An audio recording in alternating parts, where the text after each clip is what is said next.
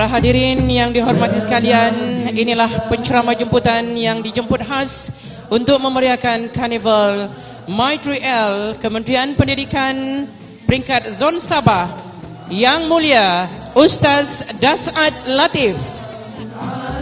Ya Habibi salamun alaik, ya Nabi salamun alaik, ya Rasul salamun alaik, ya Nabi salamun alaik, ya Rasul salamun alaik, ya Habibi salamun alaik. Telah terbit bulan purnama, cahayanya menyinari kami. Telah terbit bulan purnama, cahayanya menyinari kami.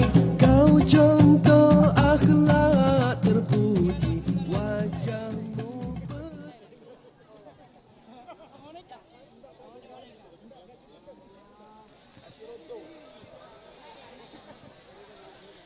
Bismillahirrahmanirrahim. Assalamualaikum warahmatullahi wabarakatuh. Dan salam satu Malaysia. Kita ucapkan selamat datang kepada Yang Mulia Ustaz Das'ad Latif yang didatangkan khas kepada kita ke Perbandaran Tawau pada hari ini untuk bersama dalam ceramah santai Karnival My3L yang diadakan untuk peringkat Zon Sabah Anjuran Kementerian Pendidikan Malaysia yang dikendalikan oleh College Community peringkat Zon Sabah. Yang kita muliakan juga kepada moderator kita yang juga dijemput khas. Mungkin selama ini ada di antara kita cuma mendengari nama Ustaz Muhammad Zaim Hilmi Husin yang sentiasa berkumandang suaranya setiap hari Jumaat menerusi Radio Malaysia Tawau FM. Inilah Ustaz Muhammad Zaim Hilmi Husin yang juga bakal berperanan mengendalikan ceramah santai kita pada malam ini. Baik, sebelum kita mulakan ceramah kita pada malam ini, rasanya elok kalau kita dengarkan sepatah dua kata daripada pengerusi jawatan kuasa pelaksana Karnival My3L peringkat Zon Sabah yang juga merupakan pengarah College Community Tawau, Encik Ghazari Osman. Dengan segala hormatnya, dipersilakan yang berbahagia Encik Ghazari. Bismillahirrahmanirrahim. Assalamualaikum warahmatullahi taala wabarakatuh. Salam sejahtera dan selamat malam. Yang saya hormati juruacara Puan Norma, Ustaz Das'ad Latif dan juga Ustaz Zahim. Untuk makluman, saya mengambil kesempatan mengucapkan berbanyak-banyak terima kasih kepada pakcik-pakcik, makcik-makcik, abang-abang, adik-adik dan kakak-kakak sekalian kerana hadir menyahut seruan kita pada malam ini. Untuk makluman, My3L ini, program ini diadakan di Malaysia sebanyak 5 buah tempat. Dan Tawau merupakan tempat yang keempat dipilih dalam Malaysia. So, sangat-sangat bertuah Tawau dipilih sebagai tempat mengendalikan majlis seperti ini.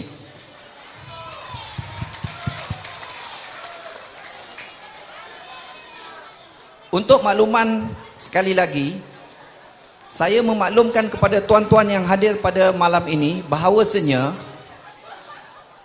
program ini akan dijalankan selama 2 hari. Besok akan bermula daripada pukul 8 pagi sehingga malam, sehingga malam, dan dipenuhi dengan berbagai aktiviti untuk masyarakat, untuk belajar dan sebagainya. Bolehlah kalau kita tengok ada banyak gerai di sini yang mempamerkan berbagai-bagai aktiviti yang tuan-tuan boleh menyertai secara percuma. Dan di dalam aktiviti-aktiviti itu juga tuan-tuan akan kalau bernasib baik terpilih untuk cabutan-cabutan bertuah, yang dimaklumkan oleh Puan Normah tadi.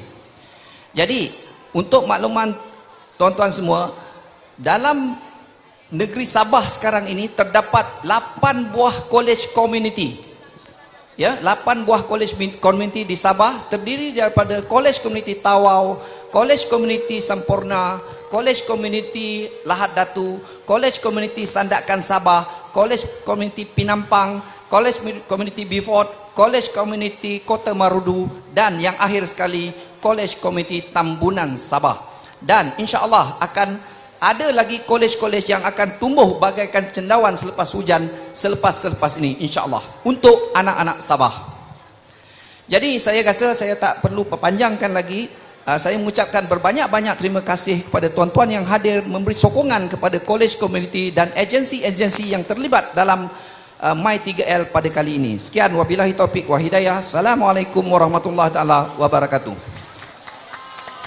Majlis mengucapkan ribuan terima kasih kepada Encik Ghazali Osman yang merupakan pengerusi jawatan kuasa pelaksana untuk Carnival My3L yang diadakan peringkat zon Sabah, yang mana beliau juga merupakan pengarah College Community Tawau.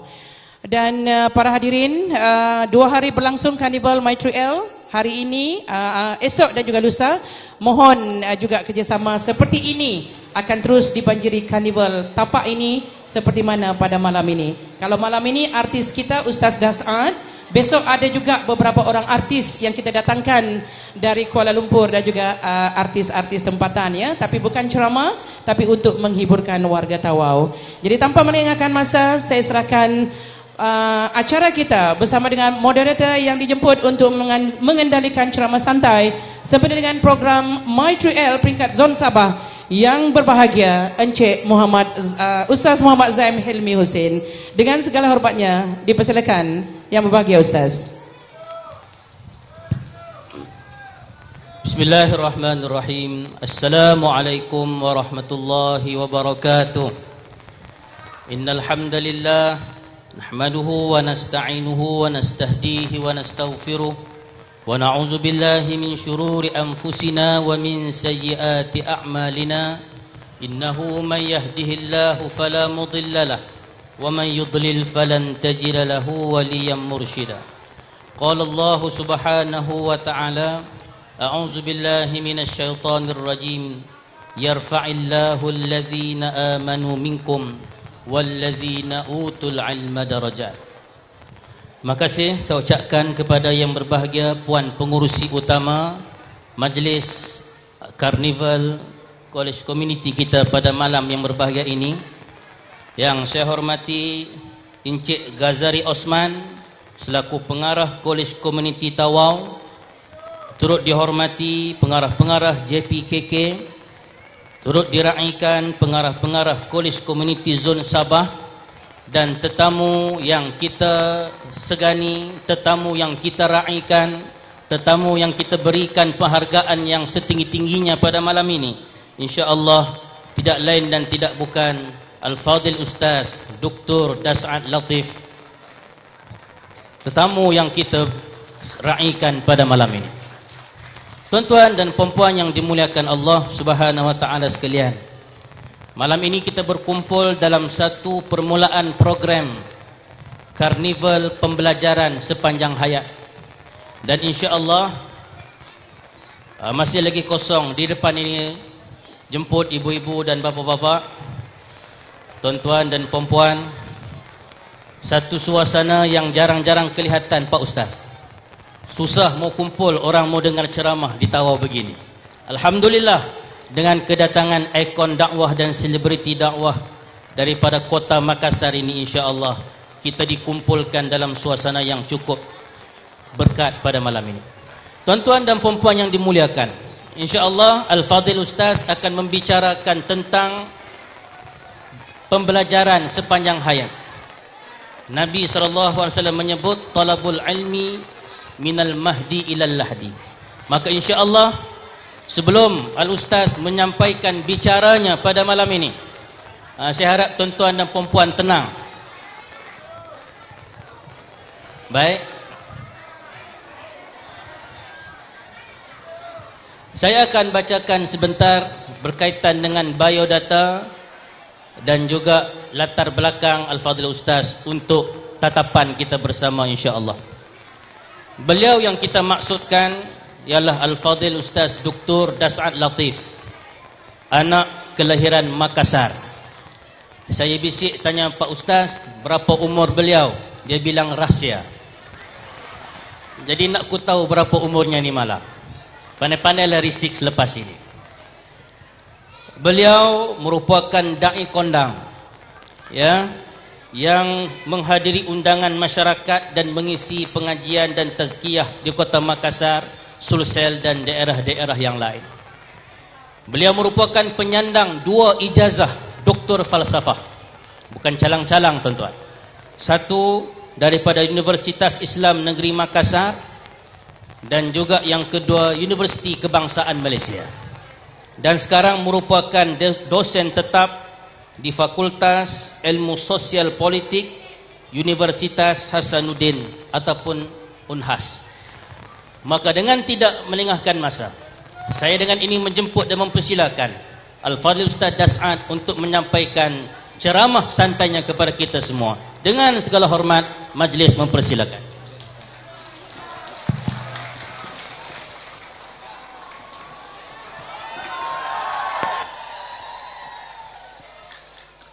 Assalamualaikum warahmatullahi wabarakatuh.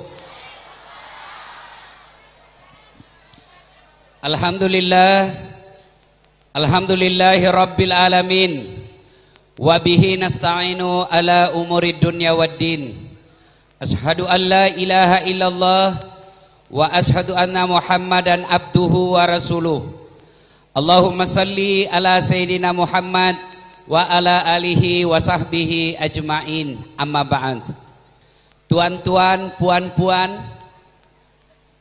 teristimewanya para guru, ulama, pengurusi dari college community, dan teristimewanya lagi para hadirin hadirat yang insya Allah dimuliakan dan dirahmati oleh Allah Subhanahu wa ta'ala. Ketika pertama kali kaki Rasulullah Muhammad sallallahu alaihi wasallam diinjakkan di Madinah, setelah beliau hijrah dari Mekah, beliau kumpulkan para sahabat, baik yang Ansor maupun yang Muhajir, baik yang ikut hijrah dari Mekah ke Madinah maupun penduduk Madinah. Beliau mengumpulkan para sahabat lalu berpidato. Pidatonya kurang lebih seperti ini. Ya, ada juga saya lihat yang foto-foto pakai handphone. Padahal pura-pura itu dalam hatinya, lihat kowe HP ku bagus.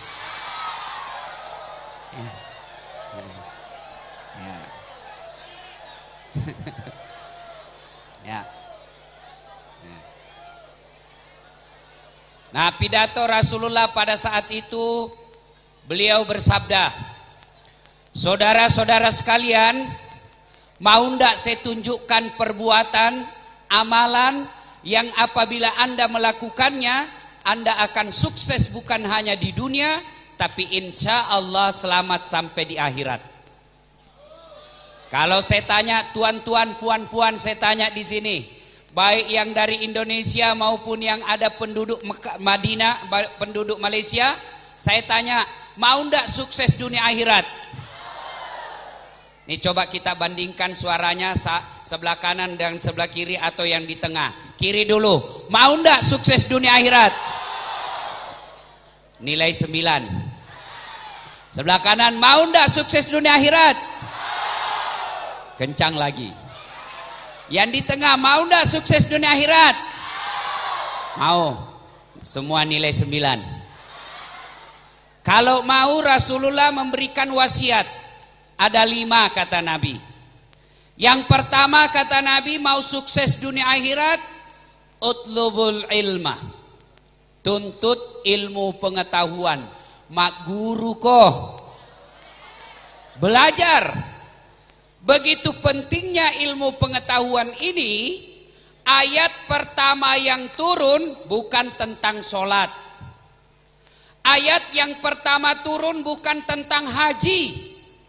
Ayat yang turun pertama bukan tentang puasa, tapi ayat pertama turun belajar. Iqra, baca. Artinya apa? orang Malaysia, orang Indonesia, orang Islam pada umumnya mau berjaya tidak boleh menjadi umat atau bangsa yang bodoh. Kenapa?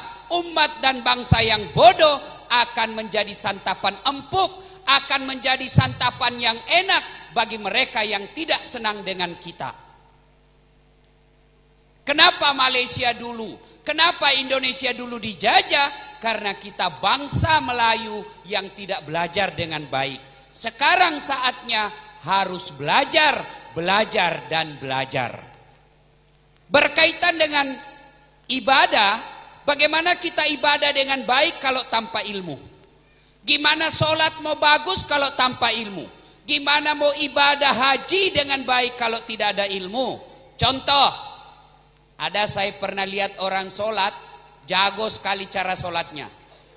Macam nih dia takbir, Allahu Akbar. Pada wita kacamata seperti kacamata. Seperti ini. Allah. Saya kekurangan kalau melihat sesuatu yang aneh tidak puas sebelum saya tanya. Selesai sholat saya tanya, Cik, kenapa sholat macam nih? Hebat betul, kayak kacamata. Dia bilang, ini nak, saya tulis Allah. Ya coba lihat nih, tengok nih, Allah kan? Oh iya, tahu, masuk di akal. Saya tanyalah dia, dapat dalil dari mana? Guru dari mana yang ajar? Dia bilang, dek gak nak, tidak ada yang ajar saya, nenekku yang ajar. Saya bilang, memangnya nenekmu Nabi? Ini boleh juga saya terjemahkan salah. Allahu Akbar, artinya 3-0. Boleh juga. Ada juga saya lihat takbir macam ini, Allah. Ini Allah. Wih, saya pilih lagi tanya, apa maknanya ini? Dia bilang, satu Allah. Betul, mana dalilnya? Tidak ada. Boleh juga saya terjemahkan salah. Allahu Akbar, satu istri, satu bini. Ini boleh juga kan? Nah, berapa banyak orang ibadah keliru karena apa? Tidak tahu ilmunya. Bicara tentang tahara, berapa banyak orang Islam yang melanggar etika dan tata cara bertahara, tata cara kencing. Tahu kencing? Apa bahasa Melayunya kencing? Apa? Bahasa Perancisnya teme. Ya. Nah, berapa banyak dia tidak tahu bertahara dengan baik istinjanya. So, dia kencing sopir kayak di Makassar. Dia bawa mobil karena mau sekali kencing, dia parkir dia punya kereta, dia tengok kiri kanan, buka pintu keretanya, kencing di situlah dia. Masih ada 1-2 tetes, dia kandates saja. Ayo. Nah, bayangkan, nah dia begini, selesai itu dia tidak cuci, masuk sholat, yakin tidak sah sholatnya. Jadi Ustadz, bagaimana caranya Ustadz kalau kita musafir, tidak dapat air, tidak ada, kenapa? Duduk. Tidak apa-apa. Ceramah kan tidak mesti ditengok, yang penting didengar. Ya kan? Ya. Mau tengok ustadznya tidak jelek juga, bah. Ayo. Nah, ada yang tanya, Ustadz, macam mana kalau kita musafir? Nak kencing tak ada air. Macam mana? Ambil daun 3 lembar. Nah macam inilah daun macam ini. Ya, pertama gosok ke bawah. Nah gini. 2 gosok ke, ambil lagi daun kedua, gosok ke atas. Ambil lagi daun ketiga, gosok lagi ke bawah. Jangan gosok begini. Nah tambah kotor itu. Ini semua pelajaran fikih. Ada orang tinggi sekolah, sampai degree, sampai master, sampai PhD, tapi tidak tahu masbuk. Ada orang tinggi sekolah, jabatan tinggi, cakep, cantik. Selesai pengajian, saya tanya, ibu-ibu, puan-puan, ada nak tanya? Adalah puan-puan nanya. Saya Ustadz, apa pertanyaannya? Ustadz, macam mana cara mandi junub? Saya tanya, puan sudah punya anak? Alhamdulillah sudah 2 Ustadz. 2 anaknya tidak tahu mandi junub. La haula wala quwata illa billah. Saya tanya, berarti ibu mandi apa selama ini? Mandi gratis. Masya Allah. Ayo, ibadah bakal bermasalah. Ibadah bisa ditolak ketika tidak punya ilmu. Oleh karena itu belajar. Nah, ibu bapak, saudara-saudara sekalian yang saya hormati. Lalu sekarang, apa hebatnya orang berilmu? Kalau orang punya ilmu dengan baik, apa hebatnya? Imam Ali karamallahu wajah pernah ditanya. Encik, aduh tuan-tuan tanya, adik-adik, tahu Ali bin Abi Thalib? Tahu Ali bin Abi Thalib? Tahu kan? Sepupu satu kalinya Nabi, yang juga jadi anak mantunya Nabi, sahabat keempat, khalifah keempat setelah Rasulullah sallallahu alaihi wasallam wafat. Beliau ditanya, "Ya Ali, jika engkau disodorkan kekayaan, harta dengan ilmu, kamu pilih mana Ali?" Ali pikir, saya pilih harta. Saya pilih ilmu. Kamu dikasih harta atau ilmu, kamu pilih mana? Saya pilih ilmu. Kenapa pilih ilmu Ali? Kata Ali karamallahu wajah, ada 3 kelebihan ilmu. Ada berapa? Kita coba dengar lagi suara, mana lebih kencang? Suara puan-puan atau tuan-tuan? Sekarang puan-puan dulu.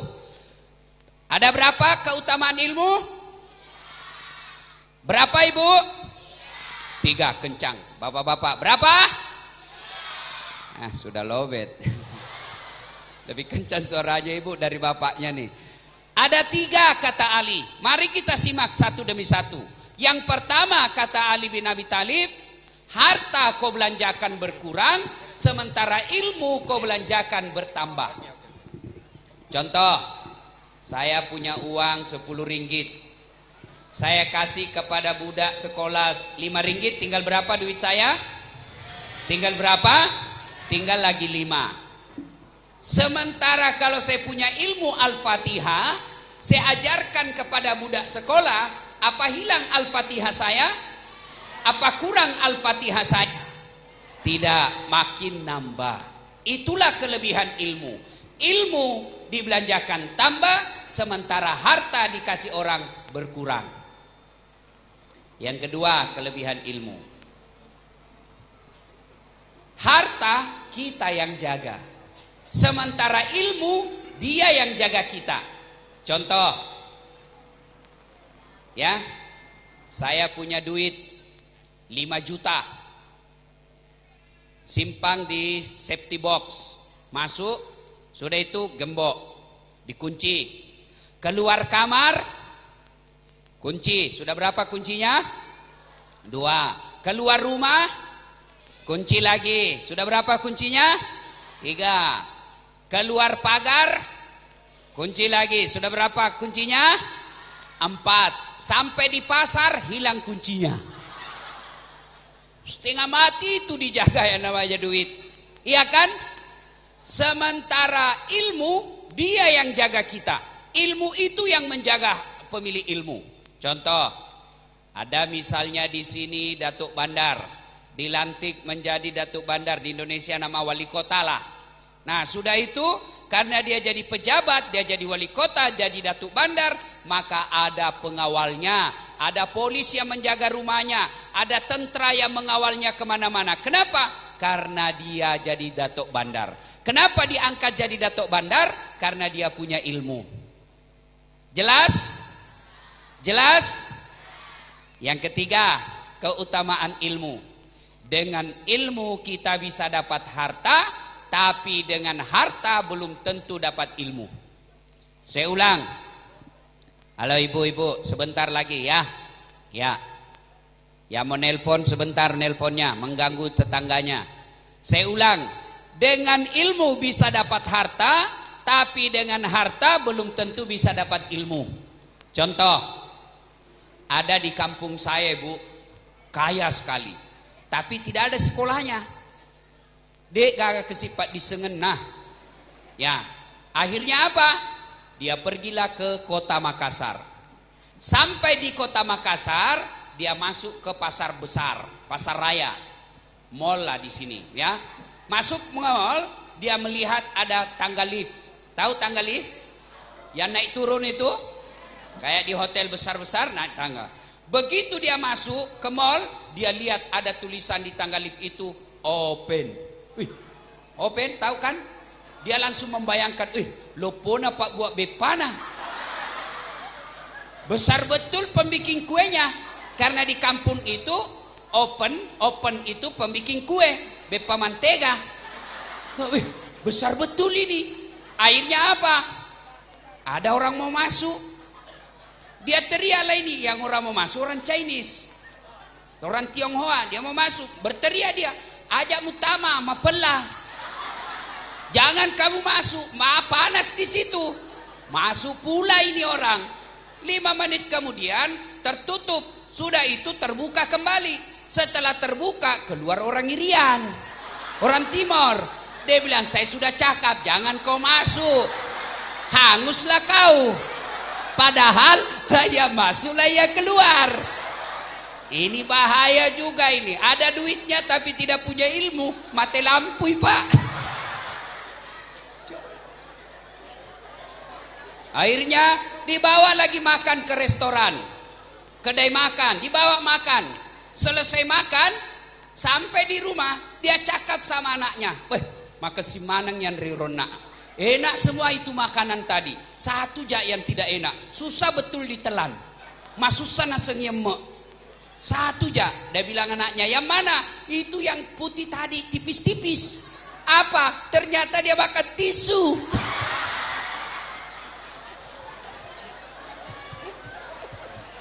Ayo, ini banyak duitnya, tapi masalah dalam hidupnya, kenapa? Tidak punya ilmu.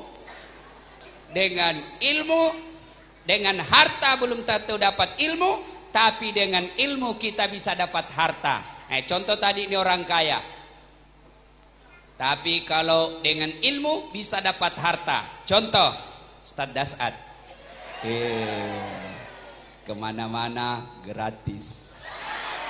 Tambang ditanggung, hotel tanggung, kereta tanggung, pulang bawa amplop. Tentu ada isinya. Amplop saja tidak ada isinya, ambil saja. Artinya apa? Dengan ilmu kita bisa dapat harta. Makanya tuan-tuan, puan-puan, jangan sampai budak kita tidak sekolah. Anak-anak belia kita tidak sekolah karena kita pikir tidak ada duit. Jangan sampai berpikir begitu. Jangan ada yang berkata, saya tidak sekolahkan anak saya tidak lanjut studi. Kenapa? Orang tuanya tidak punya kerja, orang tuanya dia miskin. Orang tuanya miskin, tapi Allah maha kaya. Siapa yang mengatur rezekinya anak kita? Bukan orang tuanya, tapi Allah subhanahu wa ta'ala. Ini contoh. Ini Ustadz, 14 bersaudara. Kenapa bilang tersinggungku? Bagus itu kalau banyak.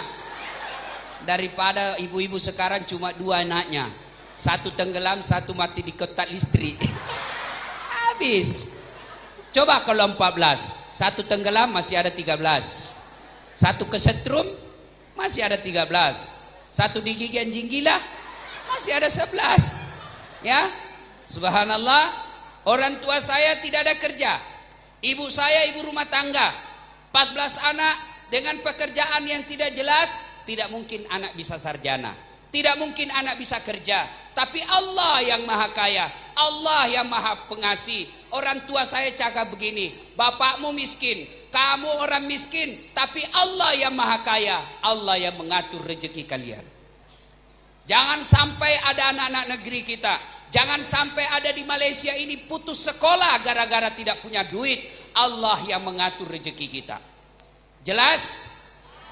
Jelas? Nah, ibu bapak, saudara-saudara sekalian, Daripada di rumah numpuk barang berharga, mending kita numpuk buku untuk bacaan-bacaan kita. Kalau di rumah banyak emas, di rumah banyak kursi-kursi mahal, perampok akan menilai, akan menjaga rumah kita. Kapan ini Pak Haji dia keluar, kita rampok rumahnya. Iya kan?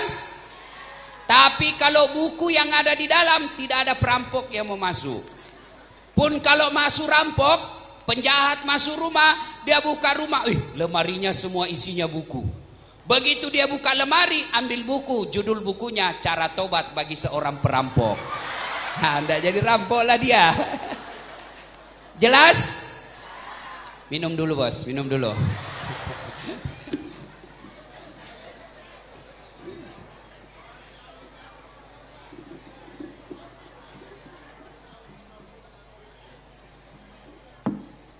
Berapa menit Ustaz?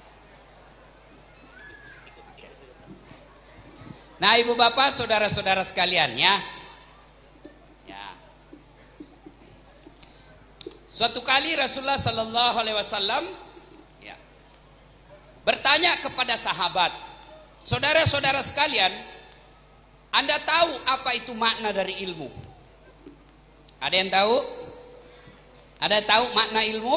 Kata ilmu ada berapa huruf? Ada berapa?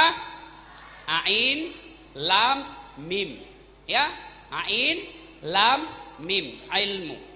Ya, ilmu 3 huruf. Kita lihat pertama huruf ain. Ya. Nah, itu kan terbuka. Ya kan? Artinya apa? Orang yang punya ilmu itu terbuka masa depannya. Orang yang punya ilmu itu terbuka wawasannya. Orang yang punya ilmu terbuka pikirannya. Terbuka masa depannya. Yang kedua, ain, lam. Lam itu menjulang ke atas. Artinya apa?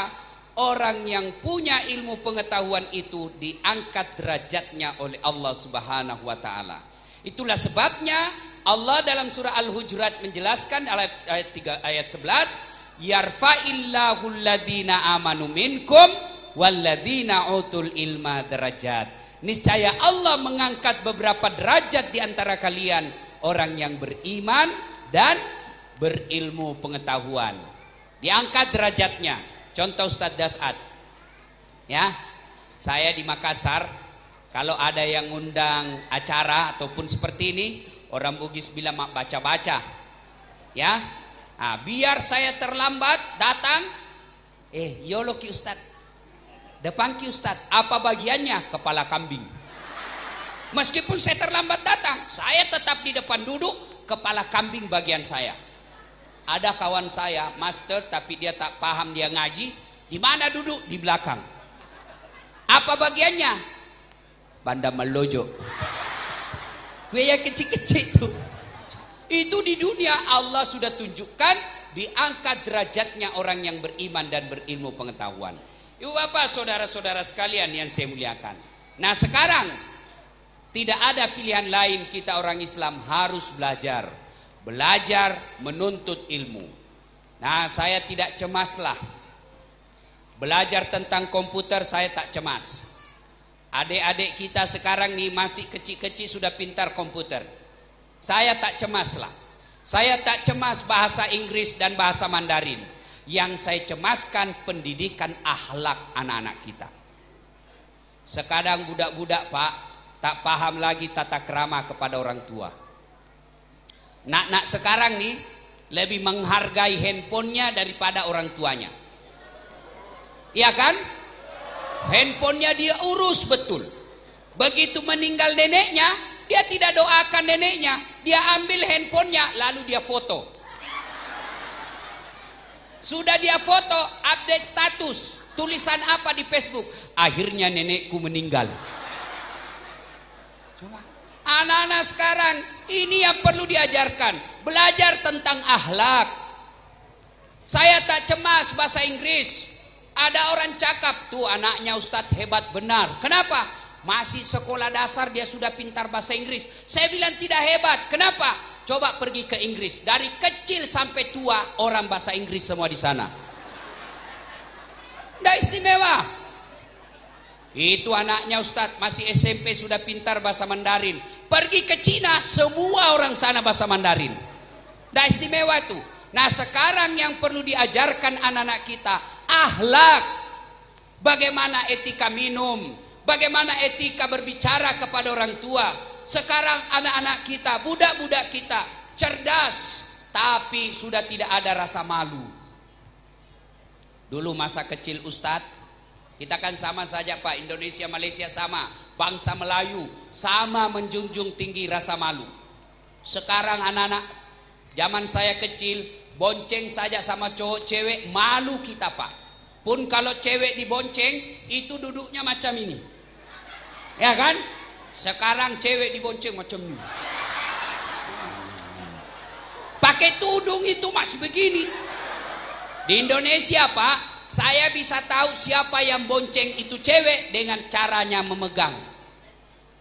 Kalau itu cewek boncengnya seperti ini, lalu dia pegang tangan begini, berarti yang bonceng itu tukang ojek. Tukang ojek itu apa ya di sini? Bicycle yang disewa untuk ngantar orang. Tukang ojek itu. Tapi kalau dia dibonceng di cewek, dia meluk begini. Cowoknya lah itu, boyfriend. Tapi kalau dia duduk bonceng macam ini, berarti bapak aja yang bonceng.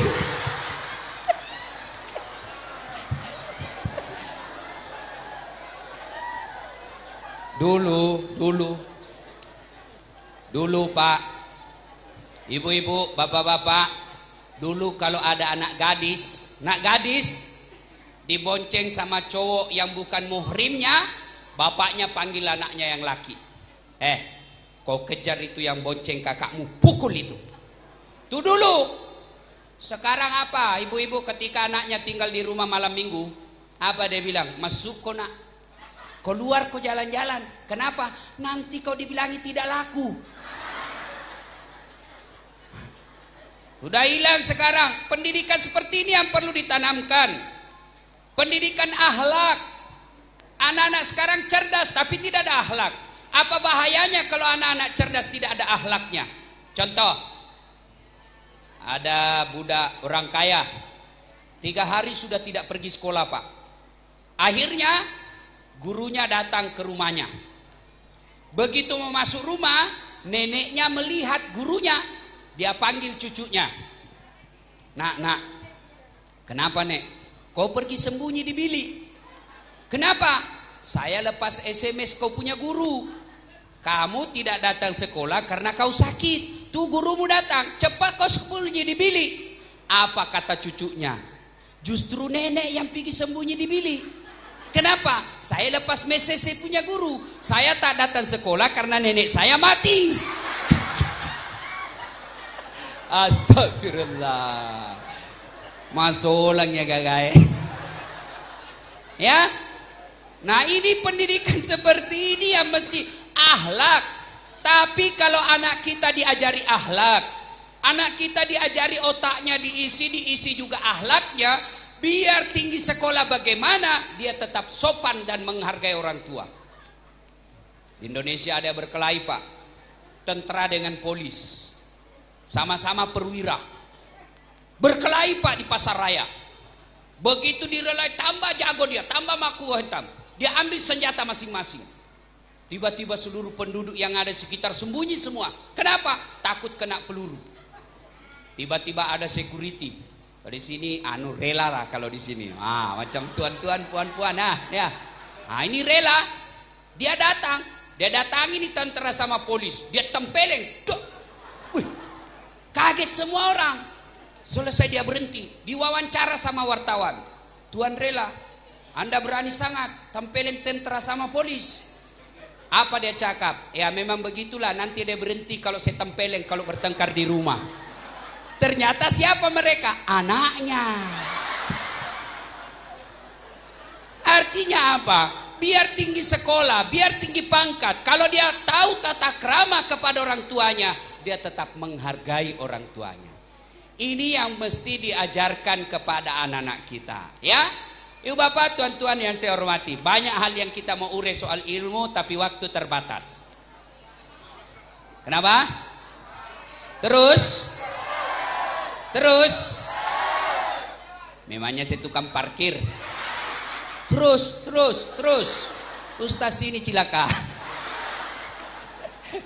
Ya pertama, ya, mau berjaya, tuan-tuan, puan-puan mau berjaya, tuntut ilmu pengetahuan. Belajar.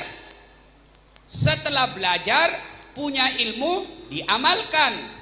Sudah diamalkan, kalau dia punya ilmu, dia paham, lalu tidak diamalkan, oh dia bahaya tuh kalau dia punya ilmu lalu dia tidak amalkan. Ya, disindir oleh Allah, kenapa engkau dakwakan padahal engkau sendiri tidak melaksanakannya. Nah, setelah itu kita dakwakan, sampaikan ke orang. Cuma kalau kita menyampaikan ajaran agama Islam harus arif dan bijaksana. Mungkin ada yang beda dengan dakwah saya. Saya dakwah yang model seperti ini. Ada juga yang mungkin ceramahnya serius betul. Bahkan ada yang cenderung menakut-nakuti. Setiap ceramah neraka terus dibahas. Dari pertama sampai terakhir neraka terus. Kamu bakal dipotong, ditusuk pantatmu, keluar di mulut, diiris lehermu, diinjak matamu, ditusuk kuping, keluar ke kiri, disiram air panas. Dia bilang, anak muda, ndak usah pi dengar ceramah, bikin takut-takut.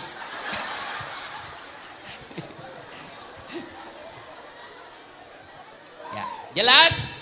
Nah, ini yang pertama.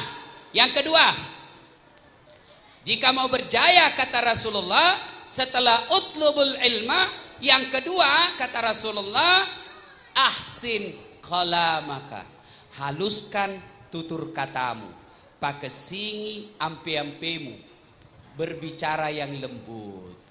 Ya, ibu-ibu senang mantu yang sopan ngomong atau yang kasar? Ya, senang tetangga atau jiran yang sopan atau yang lembut? Sekarang sopan bicara ini mulai ditinggalkan juga kita. Ada ibu sopan sama suaminya tetangga. Ada bapak sopan sama istri tetangga. Macam mana kabar, puan? Baik ke? Baik. Ini hari ini macam mana? Mau kemana nih? Baik betul. Sopannya sama istrinya orang. Giliran sama istrinya, podeke gak kodongo? Dari mana kau bodoh? Astagfirullah. Istrinya dibilangi bodoh. Istrinya balas, kau tahu bodoh tapi kau temani juga saya. Ada juga orang begitu, sopan sama suaminya orang. Tuan Haji nak pi mana?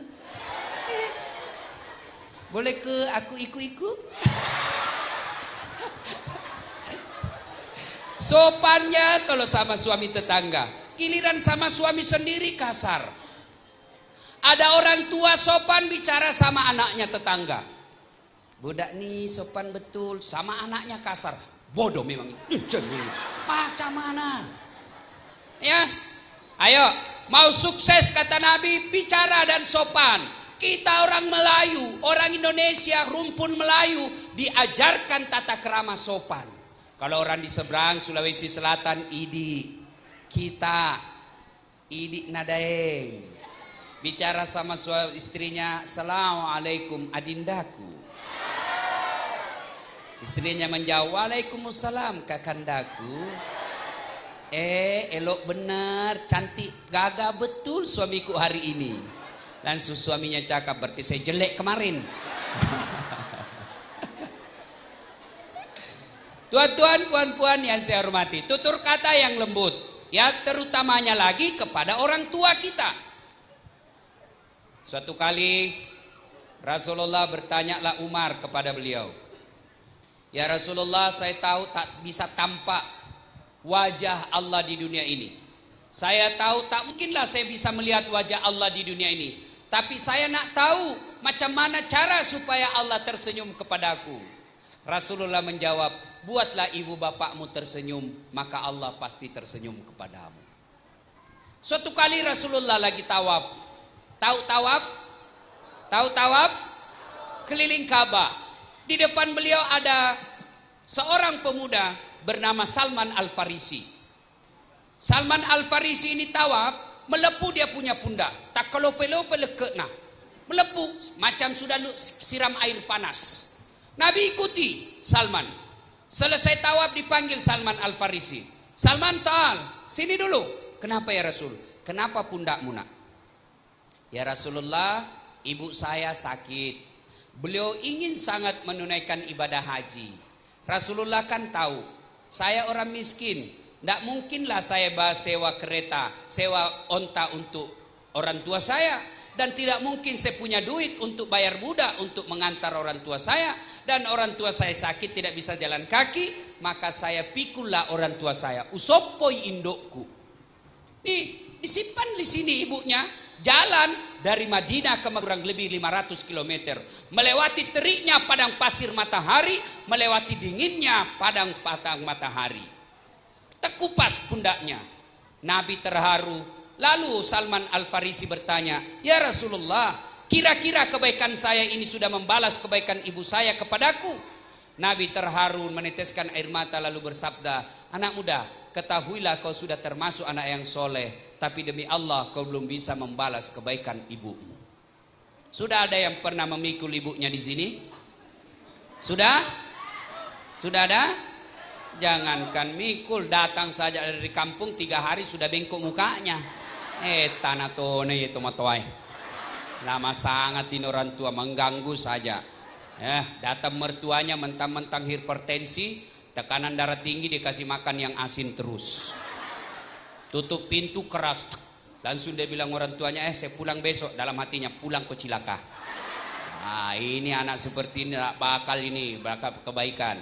Itu keterlaluan Pak kalau ada anak yang tidak tahu sopan santun. Sekali-kali ingatlah, ini nih budak-budak nih. Ingatlah itu orang tua kalau dia hamil. Lihat ibu hamil. Pernah tengok ibu hamil? Ya kan? Setengah mati kan jalan. Apa ada ibu hamil simpang perutnya kalau mau ke pasar?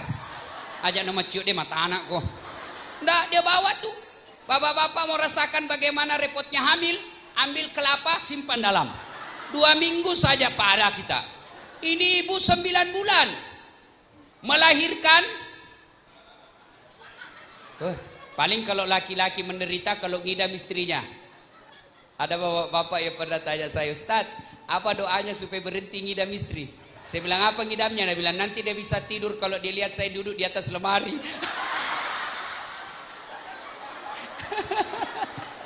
Saya bilang jangan ikut, pasti bapak dikerjai sama istri. Ada juga ibu, ini tukang gosip, patoge. Setiap ini tetangganya pakai jenggot. Setiap lewat dia bilang, bembe. Lewat lagi, kambing. Akhirnya ketika ngidam, nanti dia bisa tidur kalau dia pegang jenggotnya tetangganya. Setiap dia mau tidur datang suaminya, tabe pak jenggotnya dulu.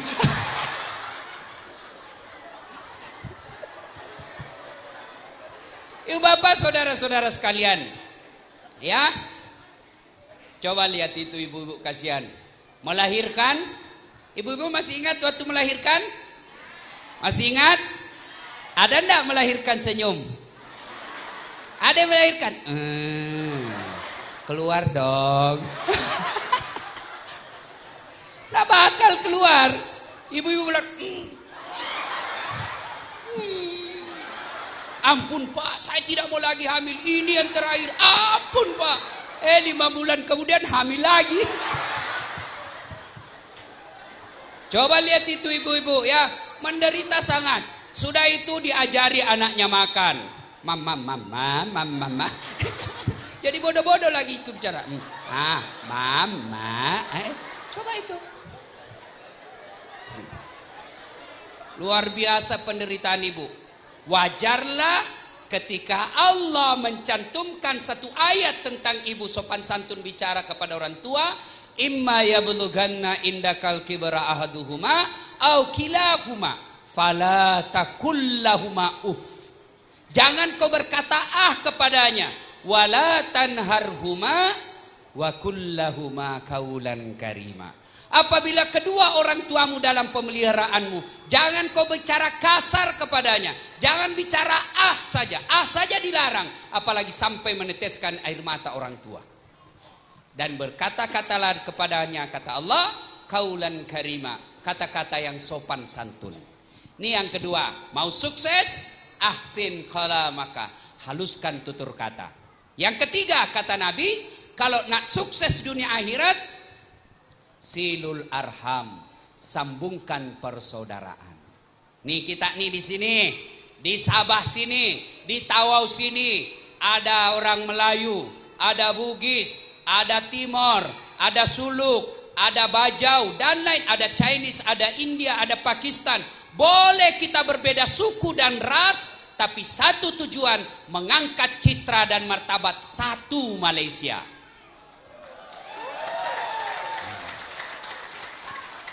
Tidak boleh ada yang berkata, saya Bugis Pinrang. Mana ada Pinrang di sini? Kalau kau mengaku Bugis Pinrang, pulanglah kau ke Pinrang. Saya Jawa, mana ada Jawa di sini? Kalau kau mengaku Jawa, baliklah kau ke Jawa. Di sini yang ada adalah satu Malaysia. Coba lihat. Rasulullah mengajarkan orang Islam itu seperti badan ini. Coba lihat badan kita, cantik sangat. Tangan kanan gatal tanpa diundang kiri yang garuk. Tangan kiri yang gatal tanpa disuruh kanan yang garuk. Gatal dua-duanya kerjasama. Iya. Contoh sederhana, terjadi unjuk rasa di negeri jasmania. Kenapa? Terjadi kecemburuan sosial.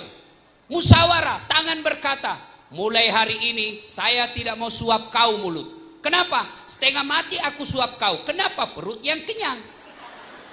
Kata mata, you nak benar tuh. I nak lihat tengok-tengok. Mana yang bagus? Kenapa perut kenyang? Kata mulut, betul sangat kau. Saya setengah mati mengunyah. Kadang-kala panas pun saya telan. Kadang-kala saya kena tulang ikan. Kenapa perut kenyang? Kata kaki, iya, kamu semua betul. Saya setengah mati mencari jalan. Kenapa perut kenyang? Akhirnya apa? Musyawarah darurat. Memutuskan hari ini mogok makan. Tangan tidak mau menyuap, mulut tidak mau mengunyah, kaki tidak mau melangkah, mata tidak mau mencari. Hari pertama masih bertahan. Hari kedua, tangan mulai gemetar. Hari ketiga, coba tobat nih ya, tobat nak capuk. Akhirnya musyawarah darurat lagi. Tangan berkata, betul saya menyuap mulut. Kata mulut, betul saya mengunyah. Betul kata kaki saya mencari, melangkah. Betul kata mata saya melihat mana yang terbaik.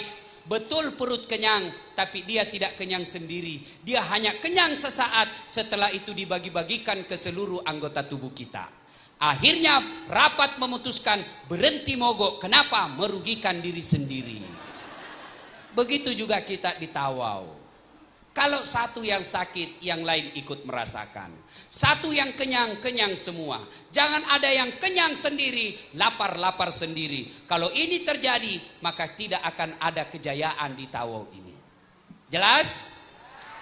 Wa'tasimu bihablillahi jami'an wa la tafarraku. Berpegang teguhlah engkau kepada tali persaudaraan agama Allah, dan janganlah engkau bercerai-berai. Itu cukup firman Allah. Saya selalu kasih contoh. Siapa yang banyak kawan, itulah yang banyak rezeki. Ini Ustadz nih. Ustadz nih tidak banyak duit, tapi banyak kawan. Kawan saya yang banyak duitnya. Benar. Saya di Makassar, tak pernah laku saya punya duit. Saya nak pergi beli sayur, pergi pasar, baru turun dari mobil. Assalamualaikum Ustadz. Dalam hati saya aman dan terkendali. Ada isi sayur, ada isi telur, macam-macam. Saya bilang, berapa Ji? Tak payah Ustaz. Berapa? Tak payah. Dalam hatiku, memang itu yang saya tunggu. Ya. Siapa banyak kawan, itu banyak rezeki. Ya. Tapi siapa banyak musuh, itu banyak sial. Ya. Jelas? Yang keberapa? Yang keberapa? Sekarang yang keempat. Yang keempat, kalau mau berjaya kata Nabi, as-sadaqatu, bersedekah. Jangan pelit. Ini sekarang makin hari makin banyak pelit. Makin hari makin banyak sikit. Dia bilang orang di kampung kikiri galap aku jambatan. Ada memang itu orang pelit sekali Pak. Pelitnya minta ampun. Sudah sewajarnya makan daging masih juga tempe terus. Investasi terus. Tanam ini, beli ini. Tidak mau bersedekah, tiba-tiba kena serangan jantung. Mati mendadak. Nah, ada itu puan-puan macam tuh.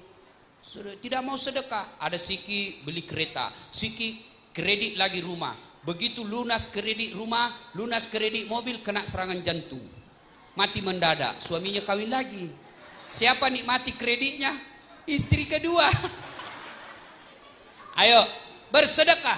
Dan demi Allah tidak ada orang bangkrut gara-gara sedekah. Saya nak cerita sedikit ini tentang perjalanan waktu saya menikah. Baru-baru ini kan saya menikah. Nah, Desember kemarin. Jadi saya 7 tahun saya cari istri galau. Mana yang cocok? Saya kenapa? Target saya terlalu tinggi. Saya nak cari yang cantik, yang tinggi karena saya pendek.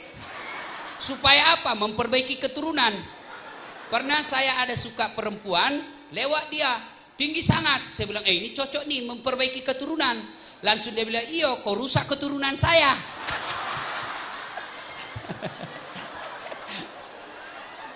Saya nak cari yang cantik, bagus bodinya, cerdas, kaya. Tidak dapat. Akhirnya saya pasrah. Ya Allah, saya cari penghafal Quran. Selang beberapa saat, saya dipertemukan orang tua yang punya anak penghafal Quran. Saya ketemu hari Ahad, saya melamar hari Jumat. Cepat Pak, karena saya tidak mau didahului. Akhirnya ini saya tidak kenal, tidak pernah saya tengok wajahnya, tidak pernah saya tengok fotonya.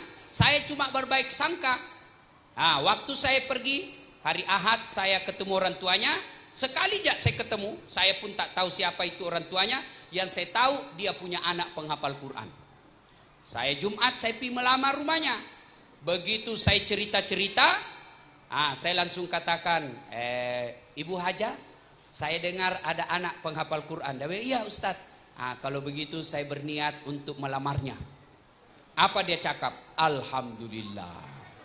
Saya bernasar ketika umroh, kalau ada yang suka anak saya, yang senang anak saya, kalau dia baik agamanya, siapapun dia saya terima. Dalam hati saya masuk gigi 1. Aman sudah ini. Lalu dia bilang, kalau begitu Ustaz, yang mana?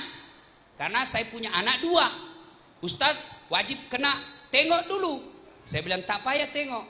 Kenapa? Saya lihat ibunya cantik, bapaknya gagah. Ya tidak jauh lah dari situ.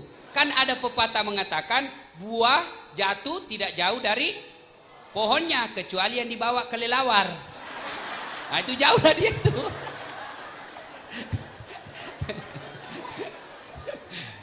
Saya tengok bapaknya gagah, handsome, mamanya pun cantik. Saya pikir tak jauh lah dari sini. Tak usah, tak payah saya tengok. Akhirnya dia bilang, saya ini hanya ibu, masih ada suami saya ada di Singapura. Jadi macam mana? Tunggulah. Tapi soal suami saya tidak usah cemas. Suami saya punya urusan Ustaz. Dalam hati masuk gigi 2. Aman sudah. Begitu sudah tiba saat pelamaran secara resmi, dia cakap, Ustaz nak kena bawa duit 333 juta, emas 333 gram, kemudian 1 unit rumah, 4 kaplin tanah. Kalau uang Indonesia kurang lebihlah 1 miliar. Saya pening. Macam mana nih? Orang Bugis malu sudah kalau lamaran diterima ditolak gara-gara tidak ada duit. Orang Bugis namanya wampanai.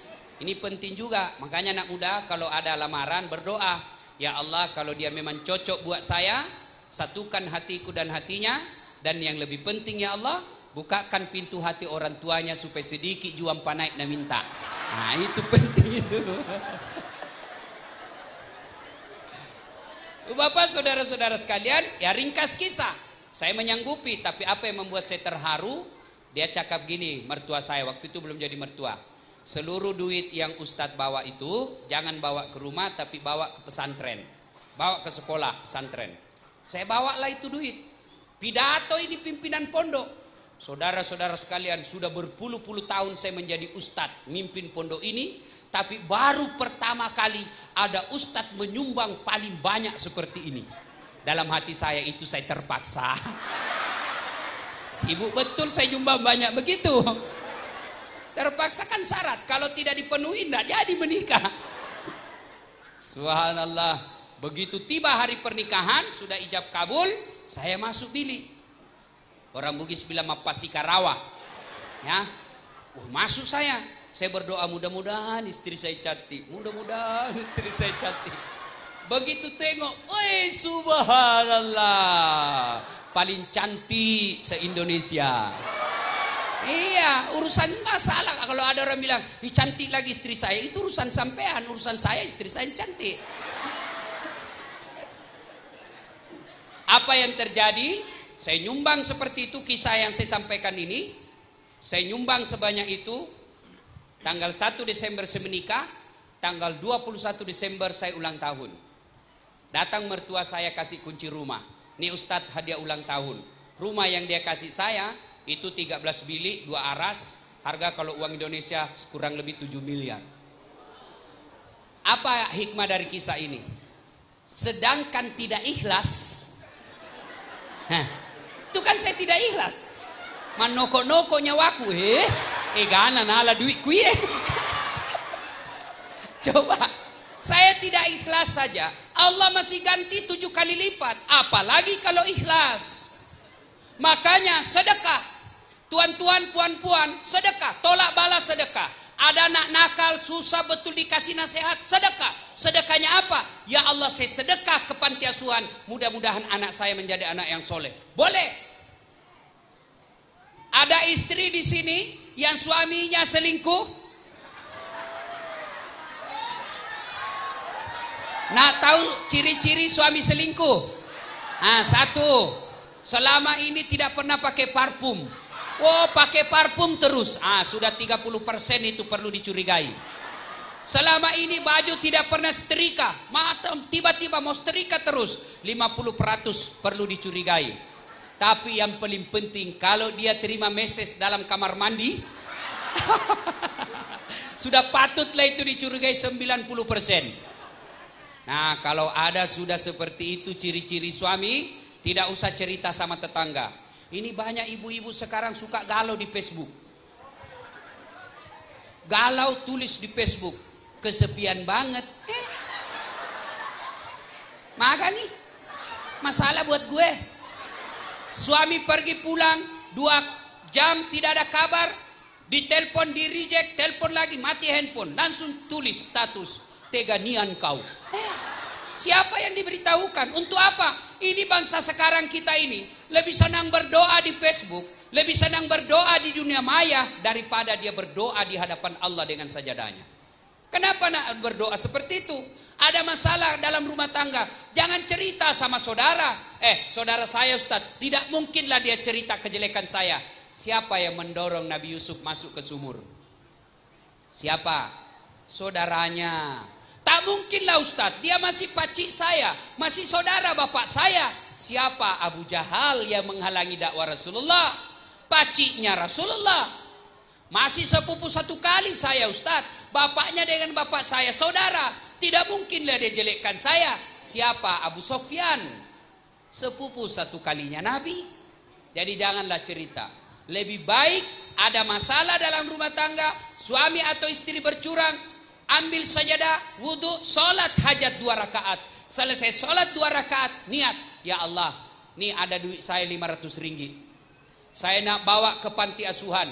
Mudah-mudahan 500 ringgit ini suamiku terlindung dari wanita-wanita jahat. Bismillahirrahmanirrahim. Sedekah 500 ringgit. Insya Allah suami terpelihara. Yang jadi masalah kalau suaminya juga tahu rumus ini. Malam hari pun dia sholat hajat, lalu dia berdoa kepada Allah. Ya Allah, cau nami tebeneku.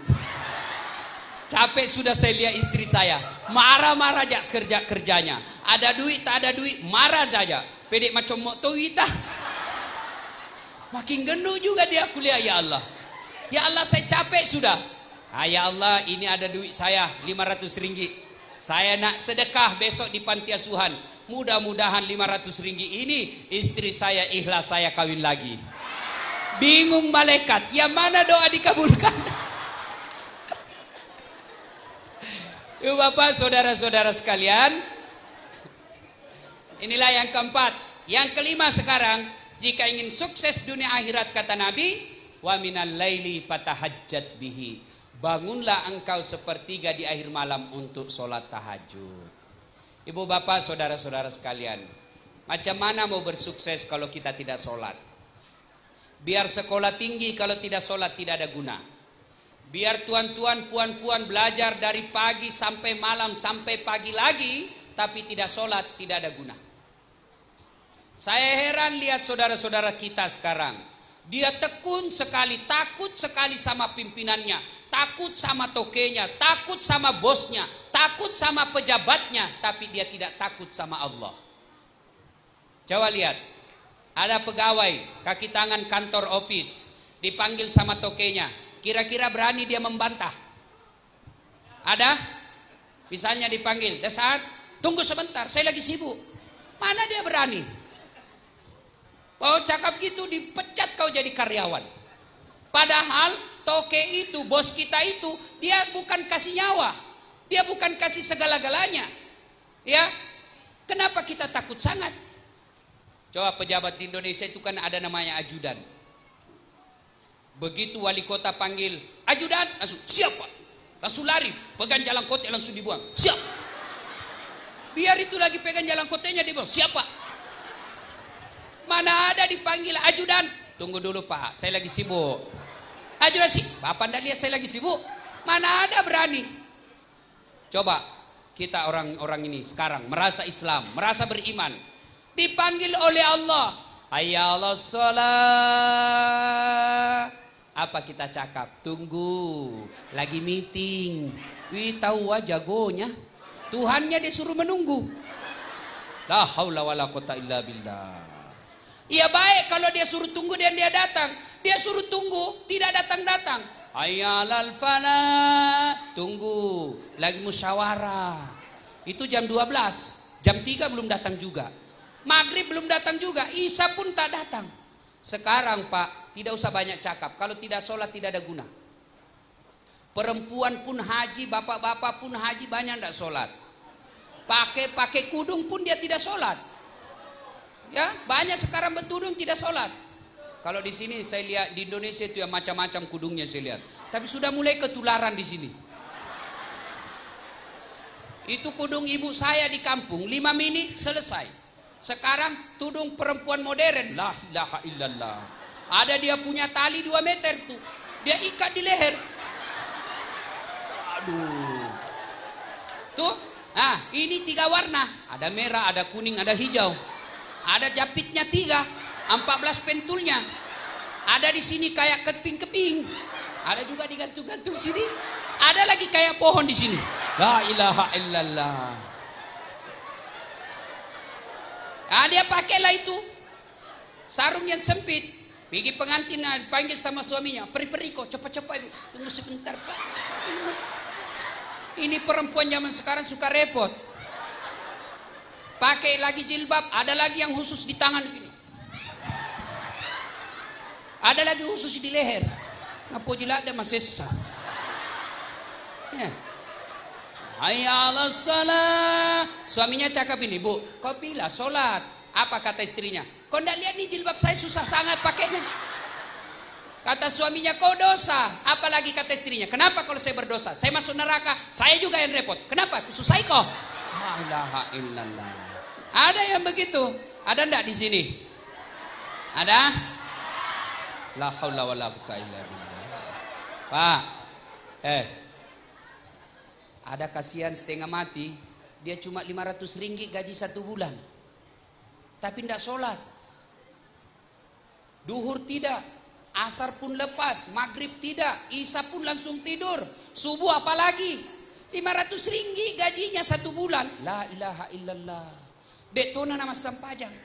Itu artinya setengah mati cari duit. Setelah dapat duit, dia lapar. Karena dia lapar, dia beli nasi bungkus. Setelah punya nasi bungkus, sayangnya nasinya dia buang, bungkusnya dia makan. Inilah orang yang setengah mati merantau, cari kerja, cari dunia di sini, lalu dia lupakan sholat. Na'udzubillah min zalik. Jangan ada yang begitu ya. Sholat ya Bu ya. Sholat ya. Kalau tidak ada sholat tidak ada guna. Betul. Kalau sholatnya baik, insya Allah apa yang dia mau Allah kasih. Kalau kita sholatnya baik, insya Allah apa yang kita minta Allah kasih. Ya Allah berikan saya kekayaan, dikasih. Kalau Allah yang berkehendak. Pernah dengar cerita anak orang miskin? Anak orang miskin tuang juga jual beli sate. Harganya dia dapat untung satu malam, dia hanya bisa dapat untung satu malam 50 ringgit kalau uang Malaysia. 50 ringgit saja untungnya satu malam. Tapi apa doanya setiap dia selesai sholat? Ya Allah, mudah-mudahan saya bisa punya rumah seperti tempat saya jual sate depannya. Berapa harga rumah depan sate penjual sate itu? Harganya kurang lebih 2 miliar. 2 juta uang ringgit Malaysia. Berdoa setiap dia selesai sholat, Allah kabulkan doanya. Sederhana sekali. Akhirnya apa? Suatu malam tukang sate ini dia bawa anaknya pergi menjual. Anaknya cewek.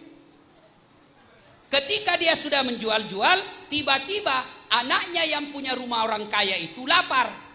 Malam-malam dia keluarlah beli sate. Ketika dikasih kembali sasunnya, ansulnya, kembaliannya, siapa yang kasih kembali? Anaknya tukang sate. Yang cewek ketemu mata dengan cowok. Akhirnya ini cowok jatuh cinta. Kalau cinta sudah bicara, tai kambing rasa coklat. Kalau cinta sudah bicara, dia tak pandang lagi anak kaya dan miskin. Kalau cinta sudah bicara, tak pandang lagi dia kaya atau tidak. Saya pernah tengok film Malaysia, judulnya Ombak Rindu. Macam itulah. You nak tahu siapa dia? Dialah anak daripada Tan Sri. Ya, ini anak orang kaya jatuh cinta sama anak orang miskin. Akhirnya apa? Menikah. Setelah menikah, ternyata ini anak orang kaya, anak satu-satunya. Lalu bapaknya bercakap, nak, ini rumah warisanmu. Kau tinggal di sini, panggil mertuamu, kau tinggal bersama dengan mereka. Ini rumah kau jadi milik. Akhirnya apa? Tukang sate dapat rumah hanya karena doanya saja, tidak perlu keluar uang. Coba, perbaiki sholat. Tapi kalau sholat tidak pernah, macam mana Allah mau menolong kita? Ada yang bilang itu Ustaz, sholat hidupnya susah. Bisa jadi dia sholat tapi tidak ikhlas. Hayya 'alas sholat, asar lagi, padahal barusan duhur. Tidak ikhlas. Yang kedua, sholat tidak sesuai dengan tuntunan Rasulullah. Ada orang sholat loyo sangat. Wow. Bismillahirrahmanirrahim. Ada juga orang sholat seperti olahraga, suka. Ada lebih kencang Pak, Allah. Ya kan?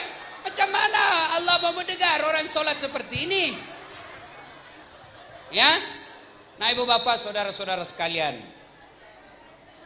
perbaiki sholat. Kalau sholat baik, insya Allah segala bisa terjadi. Apa yang kita inginkan Allah akan kasih kalau sholat kita baik. Ya, ibu bapak saudara-saudara sekalian, orang biasa tidak mau sholat karena dia pikir masih lama mati. Siapa yang kasih tahu bisa masih lama mati? Namanya kematian Pak, sekarang canggih. Hebat. Ramadan kemarin malam ke-7 saya ceramah di Makassar. Di depan saya ada ndak mau kalau saya berhenti ceramah Pak. Dia cakap terus Ustaz, baik ceramahnya, terus. Saya sudah 1 jam capek, dia ndak mau berhenti. Saya bilang kau enak, saya setengah mati. Akhirnya apa? Selesai juga. 1,5 jam baru selesai. Malam Ramadan tuh. 2 hari berikutnya saya diundang lagi ceramah taksiah. Dan siapa yang saya taksiahi ternyata itulah yang tidak mau kalau saya berhenti ceramah. Subhanallah Pak, kematian sekarang canggih. 1 hari setelah itu, ini kisah nyata. saya BBM-an sama teman saya membahas situasi politik di Makassar. Jam 2 siang, petang. Jam 3 dini hari, saya bangun makan sahur, masuk broadcast. Innalillahi wa inna ilaihi rajiun. Siapa yang meninggal?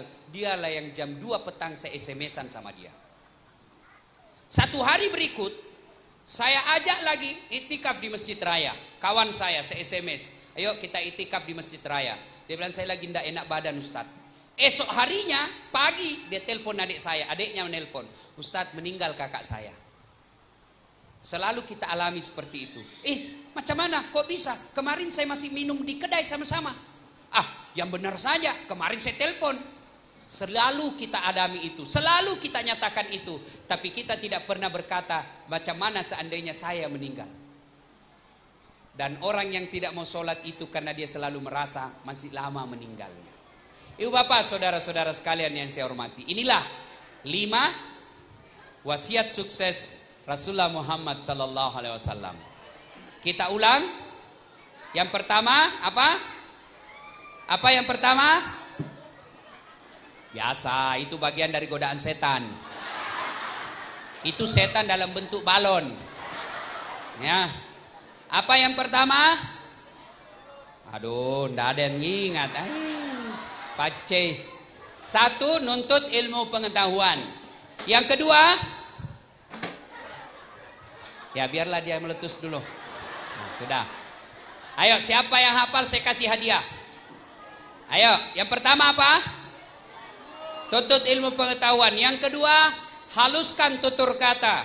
Yang ketiga, bersilaturahmi. Yang keempat, bersedekah. Dan yang kelima, wa minal laili fatahajjat bihi. Bangun sepertiga di akhir malam untuk sholat tahajud. Ustadz nak tanya dan tolong dijawab dengan jujur. Apa yang saya sampaikan tadi susah sangat dilaksanakan? Susah?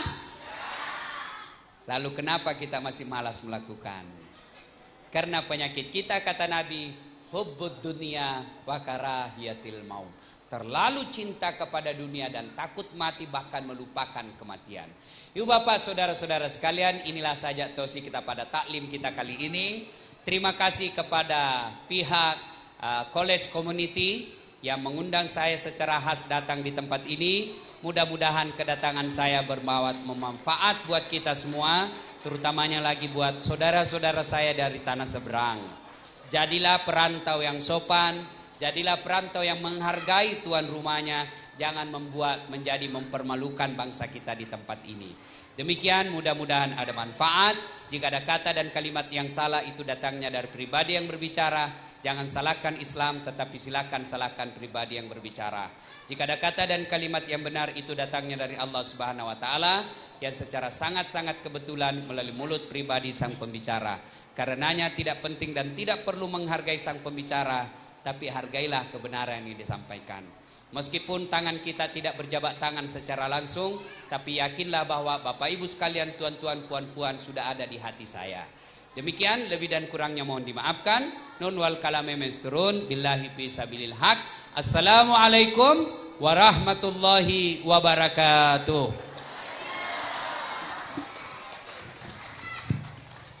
Waalaikumsalam warahmatullahi wabarakatuh. Syukran jazila li fadilatil ustaz di atas tausiah, tazkiyah dan ceramah yang begitu besar manfaatnya kepada kita semua pada malam ini, insya-Allah. Tuan-tuan dan puan-puan, sepanjang 8 tahun saya di Tawau ini, ada satu doa yang saya dapat belajar, Pak. Doanya bahasa Bugis juga.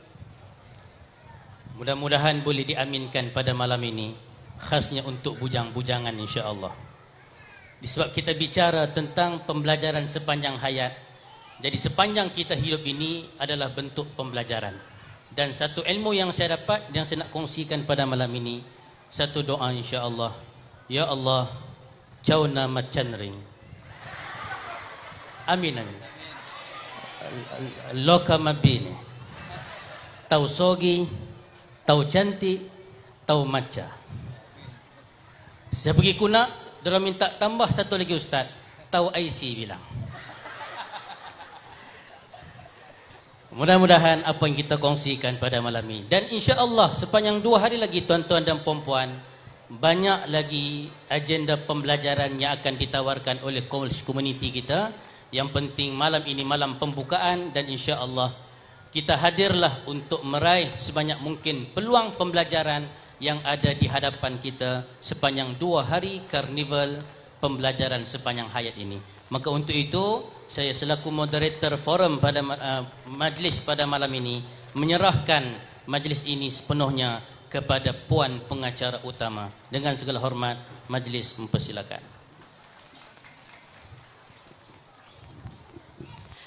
Majlis mengucapkan ribuan terima kasih kepada yang berbahagia Ustaz Dasaad Latif yang merupakan penceramah jemputan kita untuk Karnival My3L peringkat Zon Sabah pada malam ini untuk pengisian yang pertama iaitu ceramah santai. Dan juga terima kasih kita ucapkan kepada Ustaz Muhammad Zaim Hilmi Husin yang bertindak sebagai moderator kita untuk ceramah santai, dan kepada